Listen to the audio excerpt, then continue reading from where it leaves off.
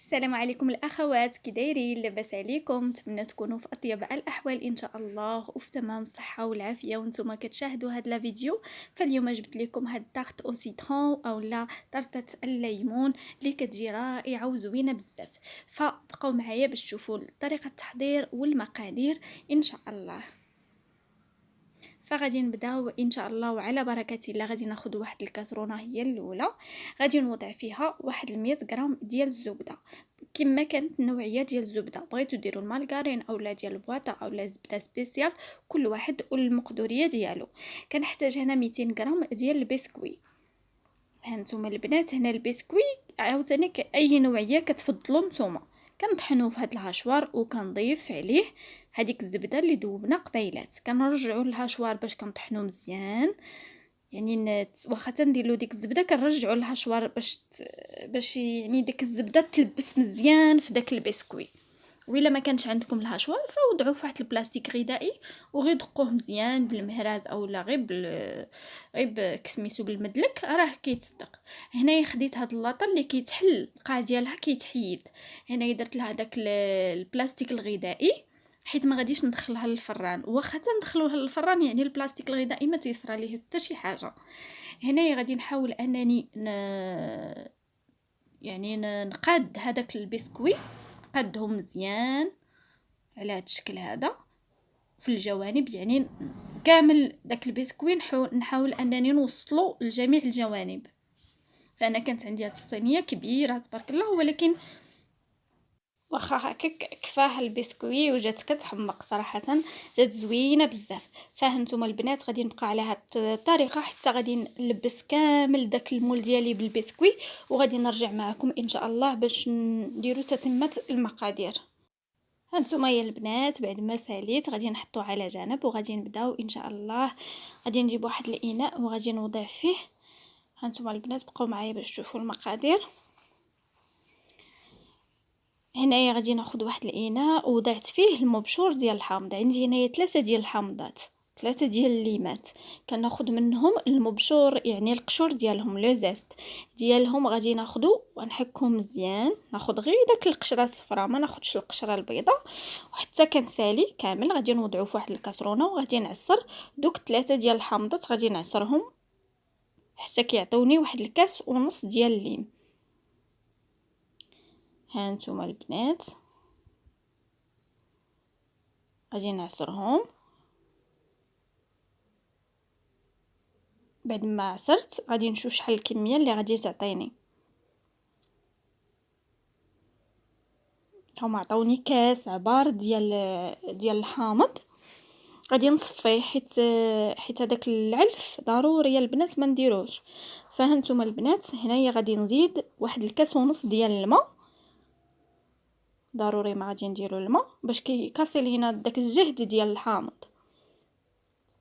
هنايا غادي نضيف كذلك نص كاس ديال السكر باش يذوب مع هذا الحامض، والنص كاس اللي بقى غادي نديرو في لا كريم.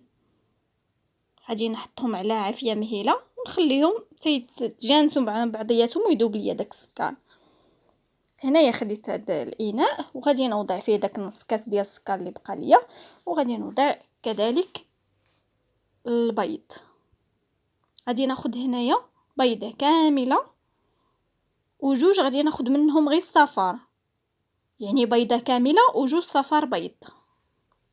الا كان عندكم موجود داك البيض كنتو باغيين تخدموا به شي حاجه خدموا به، ما كنتوش باغيين تخدموا به يعني غادي نخدموا به واحد المورانغ في الاخر ديال لا فيديو باش غادي نزينو، يعني داكشي كيبقى اختياري. فهنايا خديت واحد شويه ديال الفانيليا. كان عندكم سكر الفاني ضيفوا سكر الفاني، كان عندكم هذا الفاني ضيفوا هذا. هنايا غادي ناخذ واحد 2 معالق كبارين مملوئين جيدا ديال النشا. 2 معالق كبار مملوئين جيدا ديال النشا. غادي ندمج هاد المكونات مزيان البنات. غادي نصايبو هنا اون كريم بحال لا كريم باتيسيير. فعوض النشا يمكن لكنا نخدمو بكريمه الحلواني.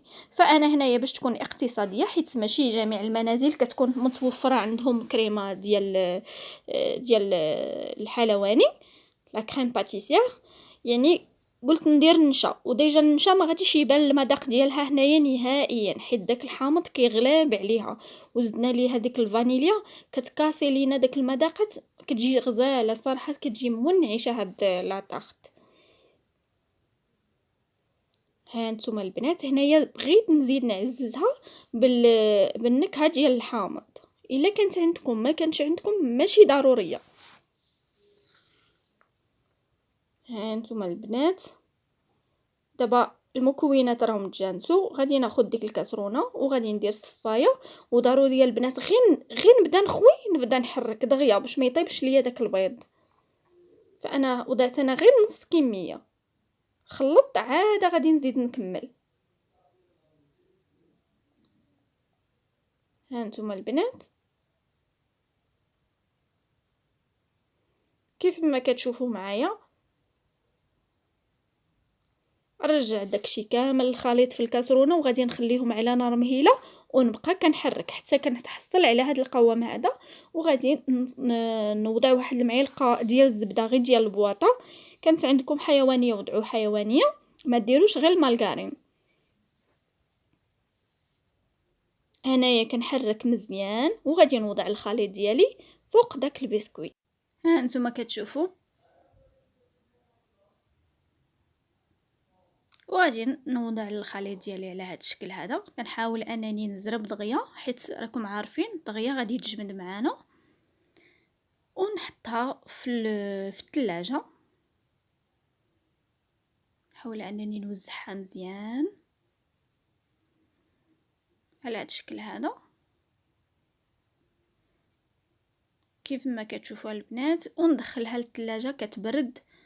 وهنايا بالنسبه البيض فانايا درتو هنايا في واحد البان ماغي، ودعت عبرتو، والنصف الكميه ديالو هي اللي درتها سكر، ودرتو في بان ماغي وخليته حتى داب ليا داك السكر. هنايا ضربته بالضراب حتى حصلت على واحد المغانك اللي قابطه راسها مزيان. وغادي نوضع دوك وضعتها في لابوش. وهنايا ها نتوما البنات شوفوا نتوما، هذا يتزين، هذا انا ما كانش عندي ما يدار بهذا البيض ما كان عندي ما غادي ندير به حتى شي حاجه. داكشي علاش قلت غادي نزين به. كان عندكم ما يدار به ديروا، ما كانش عندكم يعني نشوفوا نتوما شنو غادي ديروا به. بغيتوا ديروا به بحال هكذا بحال التزيين اللي زينت به انا، مرحبا. ما بغيتوش، مهم نتوما التزيين تيبقى اختياري، يعني ماشي ضروري تتبعوني في التزيين ديالي. هانتوما البنات خرجت هذيك لاطاخت وبديت كنبوشي على هذا الشكل هذا. هانتوما، وبالنسبه دابا راه عندي الفران راه عندي سخون، غادي نحاول ندخلها غير لتحت وغادي نخليها مباشره مع النار باش نحاول، حيت انا ما عنديش الشاليمو اللي غادي نطيب به داك المغانك. غادي نحاول نخليها غير في الساع، يعني غير ندخل هذيك لاطاخت ونخرجها، نحس داك المغانك طابليه ونخرجها. ما حنا رحنا بيض البيض رحنا معقمينه، حيت من طيبناه مع السكر حتى داب لينا راه صافي تعقم.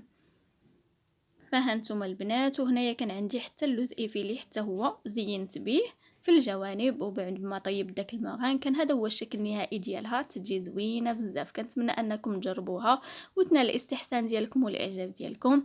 وحتى الفيديو مقبل ان شاء الله مع وصفه جديده، وكنتمنى انكم تقولوا لي الراي ديالكم في التعليقات ان شاء الله.